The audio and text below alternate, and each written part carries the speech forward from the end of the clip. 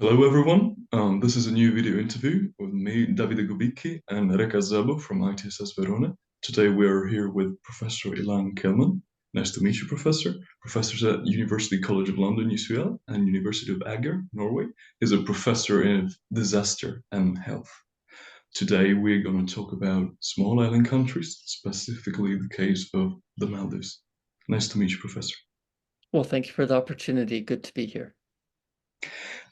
So we're going to first discuss, we're going to have a general overview of climate change and how that impacts small island countries, specifically the case of the Maldives.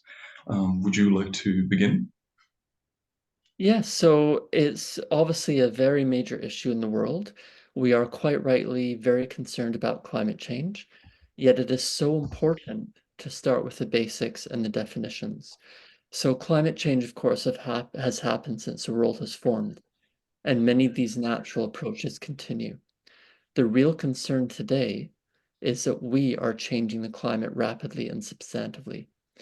That has impacts on animals and plants, on the oceans, the seas, the lakes, the rivers, and of course, the climate, which basically means average weather. So all of these impacts are happening. We are largely responsible, and that's where it is so important to consider the whole world, which includes the small islands as well as ourselves. But yes, today we're going to focus on the small islands, particularly Maldives. So please let me know what particular impacts you would like to discuss or what particular aspects of climate change in Maldives would be useful to talk about. Why, when talking about countries, specifically small island countries, why do the Maldives play a, let's say, specifically important or relevant case study? Well, for us, actually, all examples are particularly important and relevant. And this is where the science is so important because it typically goes beyond and offers so much more depth than what we might see on social media or in the headlines. So Maldives is a country in the Indian Ocean. It has hundreds of islands, of which maybe 199, around 200 are inhabited, but it is also basically the lowest lying country in the world. So depending on the source, the highest point above sea level is often said as 2.4 meters. Some of them go a bit higher, maybe up to 5 meters, which means that buildings are actually higher than the highest point of the country. So one of the major impacts of human-caused climate change is that the seas are rising. And there are different factors which go into that. When there is a low-lying country like Maldives, and we think, well, the seas are rising, then the question emerges, will the entire country become inundated? Will it not be possible to live there, and will the entire population have to go elsewhere? So we do often see a lot of rhetoric about atolls drowning, about islanders having to run from their homes, about countries like Maldives and a few others disappearing or sinking or eroding. That's the importance to get it into the public consciousness. The importance from science is that a lot of these statements are currently not supported by the understanding of science. So the oceans are changing because of climate change, which includes the rising seas. Possibly to the end of this century, to the year 2100, we will be seeing probably a maximum of about 1.5 meters of sea level rise since humans really started causing climate change at the end of the Industrial Revolution, which was the end of the 18th century. Beyond that, there could be other factors which make sea level rise quite excessive, but those are unknown. So although we do hear the stories of, oh, the islanders are dying, their homes are disappearing, they have to run, it's actually not that dramatic, at least for this century. And we are really struggling to prove that any islands or any island countries will disappear by the end of this century. Beyond that, like I said, it's open, and if you want, I can go into the details of why the seas are rising. But beyond sea level rise, which then adds to the challenges, one of the gases which we are putting into the atmosphere, which is leading to human-caused climate change, is carbon dioxide, CO2. Oceans, which are mainly water, H2O, absorb that CO2 and combine to form carbonic acid. So H2O plus CO2 gives H2CO3. The oceans are acidifying. This has huge impacts for plants and animals in the ocean, most notably coral reefs. Because if it's hard corals, the reefs which we love to see and which have all the colorful images, are calcium carbonate, CoCO3, like chalk. If we drop chalk into acid, it dissolves. With ocean acidification, hard corals are expected to dissolve. Those hard corals form a very protective barrier for the islands in terms of waves, in terms of currents. So if those corals die, if they dissolve, we actually don't fully understand the physics. We don't fully understand the dynamics of how quickly islands may erode without that protective coral barrier. And then on top of that, the temperature is rising. So about 90% of the heat being trapped in the atmosphere is absorbed by the oceans. So in fact, the warming that we are seeing in terms of temperatures doesn't link directly with the amount of heat that we're trapping because the oceans take up so much. So suddenly the corals are faced with more acid, more heat, and rising seas. We don't know what's going to happen to them. Corals have been through a lot. Some say they're older than the dinosaurs. They've certainly been around for about 200 million years, if not more. This does not mean they will survive the next 20 years or the next 200 years, or they might.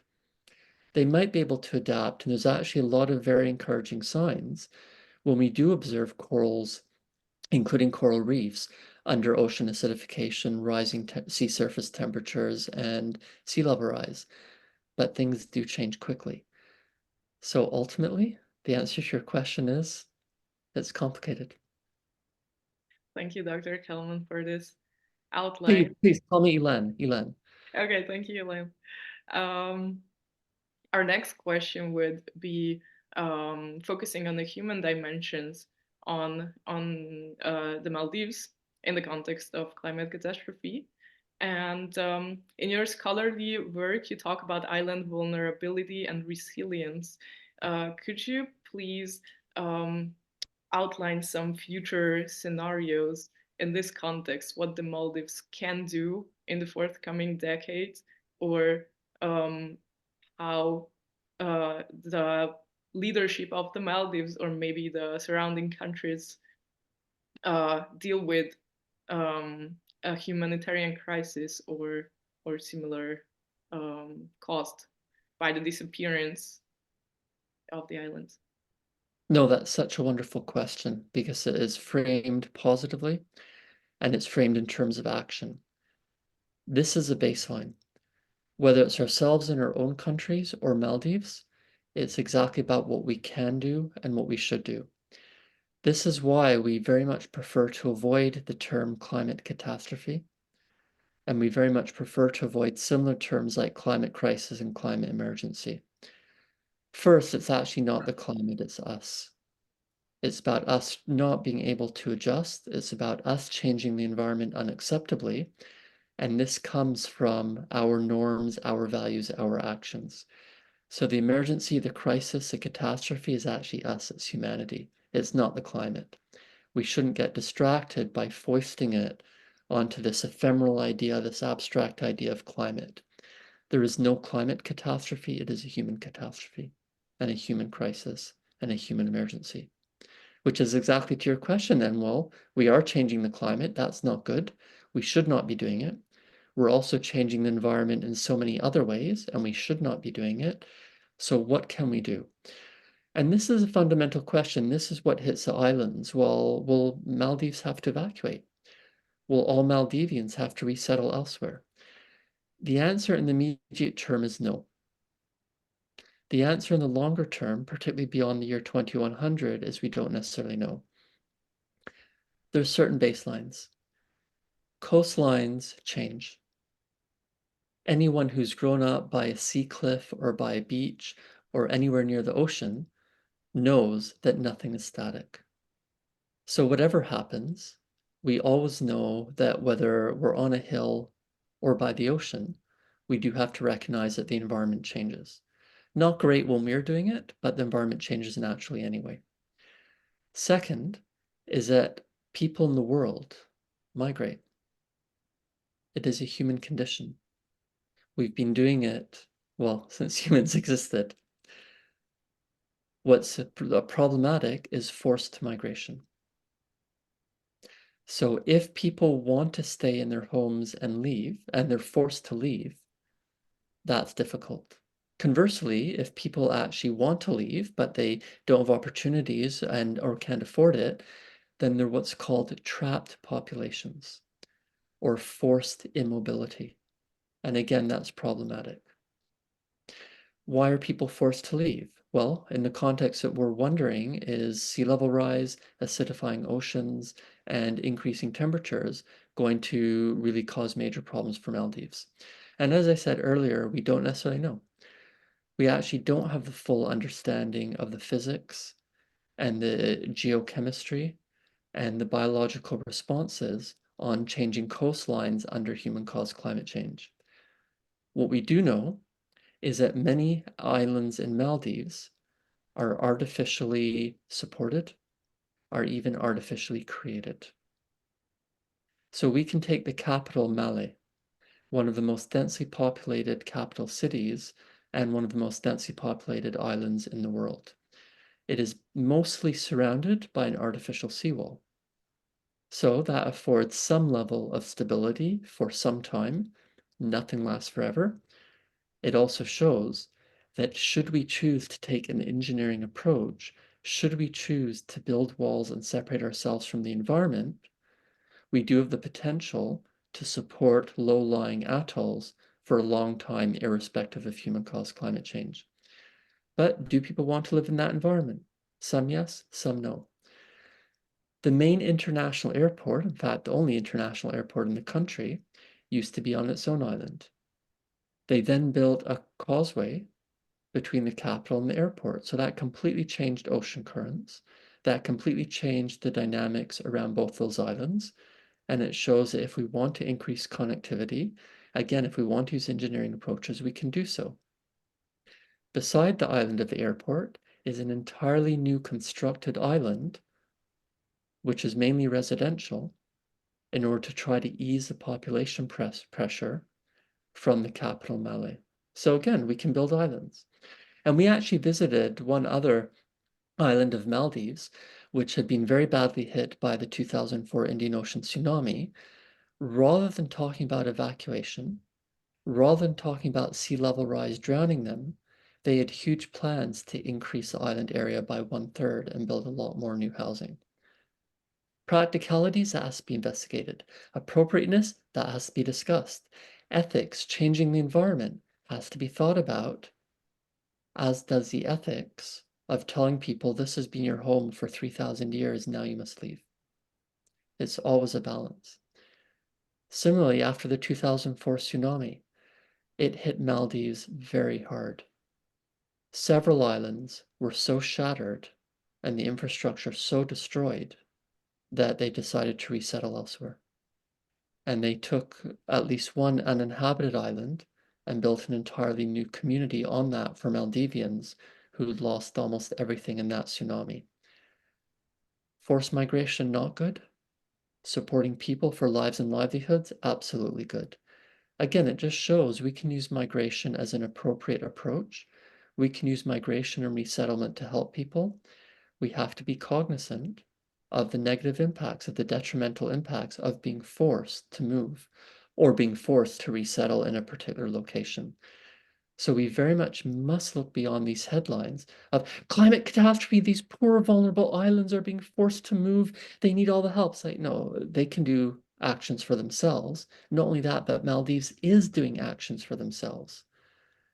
And it's not just climate change. It's within the whole wider concept and actions of culture, of politics, and of society. Maldives, since independence, has never really had appropriate governance, has never really had uncorrupt governing, has never really had appropriate free political stability. So even as we talk about the 2004 tsunami and the possibility of sea level rise, or the actual reality of sea level rise, and should they move here, should they move there, There's been a lot of political instability in Maldives, which has actually really affected the people, really affected their resources, really affected their decision-making. So again, it really goes back to the fundament summary. It's complicated. There is so much that Maldivians are doing for themselves, so much that they could and should do for themselves. This does not mean that climate change, migration, resettlement are necessarily their priority because of all the wider societal issues which they, and of course all of us, are always dealing with. That was a good answer. When thinking about climate change, once again, I think what you said is very interesting. We always talk about also the freedom of movement without oftentimes focusing about the freedom to stay within a country, which is also fundamental. Another country that comes to my mind when talking about rising sea levels is not a small island country, but it's nonetheless a very important country in that it has one of the highest population density and fertility rates in the world, and it is the country of Bangladesh, which is one of the major victims of rising sea levels. And you were talking before about the possible conflict that migration could cause. And I think this is specifically true in a country that is predominantly Muslim, bordering a country that is predominantly Hindu, such as India.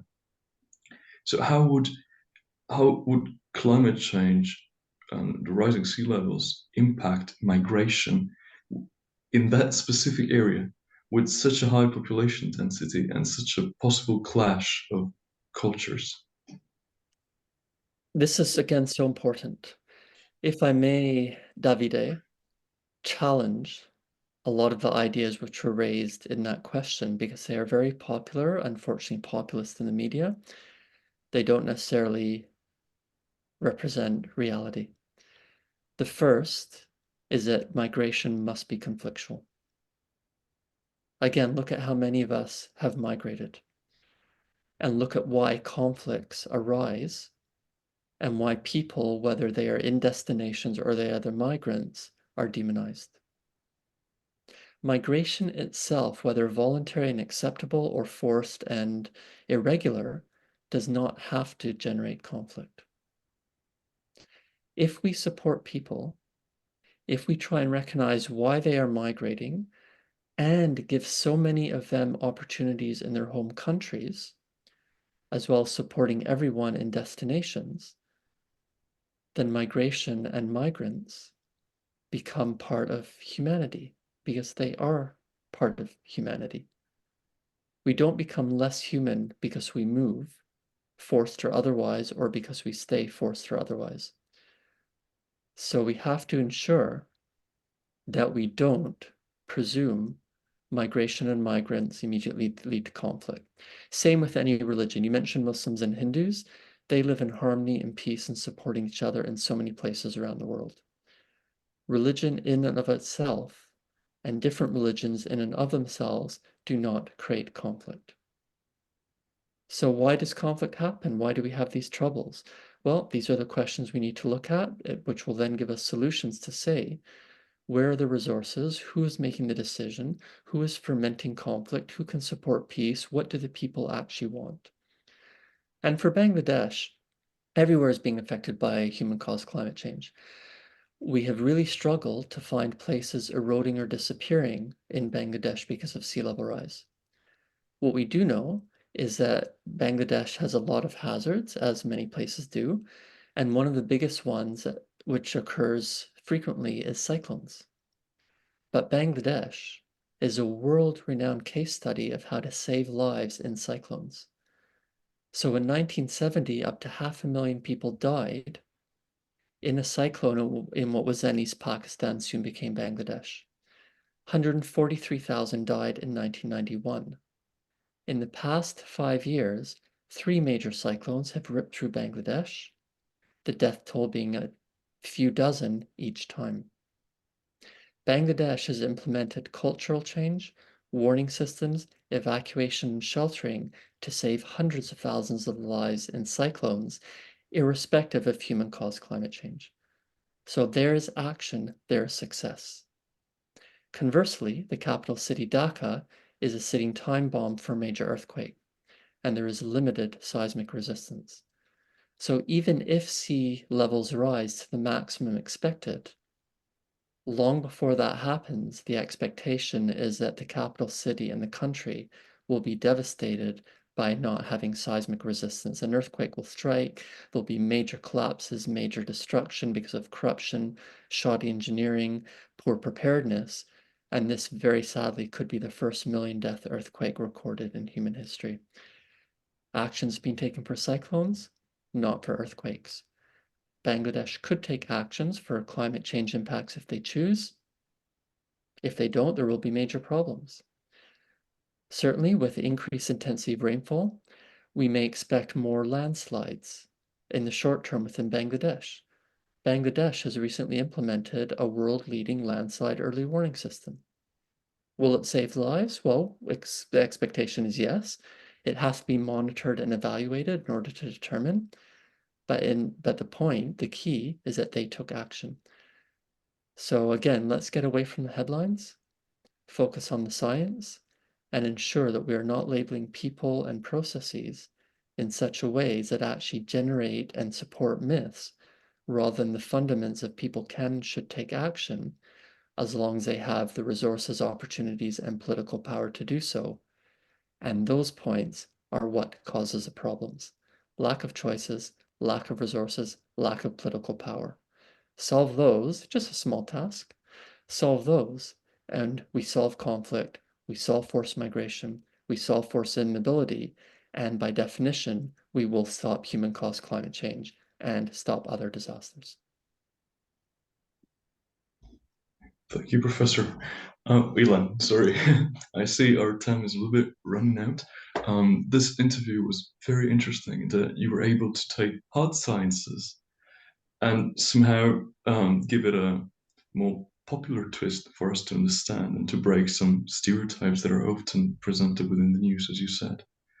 It was nice having you here in the interview, and I thank you for your time. Thanks, Réka. Would you like to say something? Yeah, I would also like to thank Ilan for being here with us and enlightening us about such complex issues. Well, thank you for the opportunity and for the work you're doing. Conversation should not stop here. I'm on social media. If you like old technology, I'm on email. So please do get in touch with your own work. This is how we learn, collaborate, and improve together. Thank you for the opportunity. Thank you.